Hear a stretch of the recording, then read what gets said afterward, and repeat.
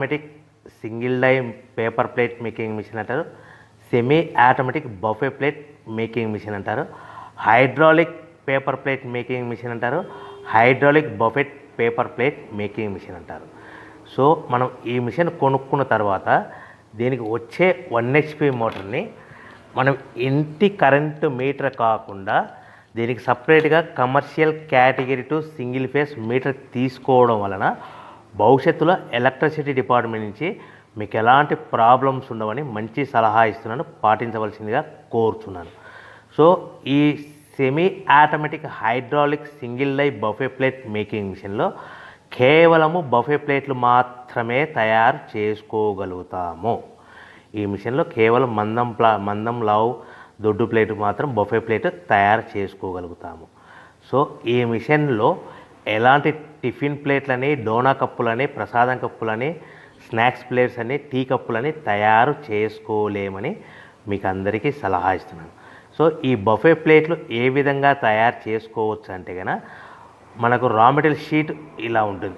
ఈ షీట్ని డై మధ్యలో పెట్టి గేర్ వెనక్కి లాగితే కనుక 1, 2, 3 సెకండ్లు లాగిన తర్వాత అదే గేర్ను ముందుకు నెట్టడం వలన డై కిందికి వస్తుంది. ఈ విధంగా తయారైన ప్లేటు చేసుకోవచ్చు. సో ఈ బఫే ప్లేట్లు మనం ఎన్ని తయారు చేసుకోవచ్చు అంటే కనుక నిమిషానికి 5 నుంచి 10 ప్లేట్లు తయారు చేసుకోవచ్చు. అది కూడా ఆపరేటింగ్ చేసే ఆపరేటర్ మీద ఆధారపడి ఉంటుంది.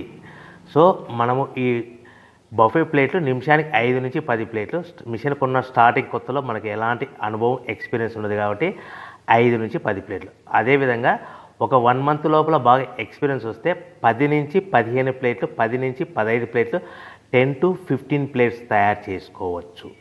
సో మనకు ఈ మిషన్లో రౌండ్ బఫే ప్లేట్ తయారు చేసుకోవచ్చని మీకు అందరికీ సలహా ఇస్తున్నాను. సో ఈ బఫే ప్లేట్లు మార్కెట్లో హెవీ డిమాండ్ ఉంటాయి.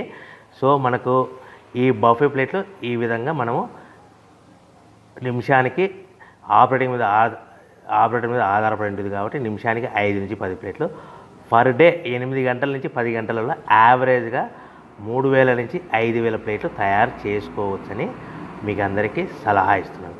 ఈ బఫే ప్లేట్లు అనేటివి మార్కెట్లో మోస్ట్ డిమాండ్ ఉంటాయి కనుక సో ఈ బఫే ప్లేట్లు మనం ఈ మిషన్కు మనకు ఎన్ని ప్లేట్లు తయారు చేసుకుని చెప్పాం కదా. సో రా మెటీరియల్ ఎంత కాస్ట్ పడుతుంది, సో మనం తెచ్చుకోవాలనుకుంటే రా మెటీరియల్కి ఎంత ట్రాన్స్పోర్ట్ పడుతుంది, తెచ్చుకున్న రా మెటీరియల్ను మన ప్లేట్గా తయారు చేయడానికి పవర్ బిల్ ఎంత పడుతుంది అనేది మీకు క్లియర్గా ఎక్స్ప్లెయిన్ చేస్తాను.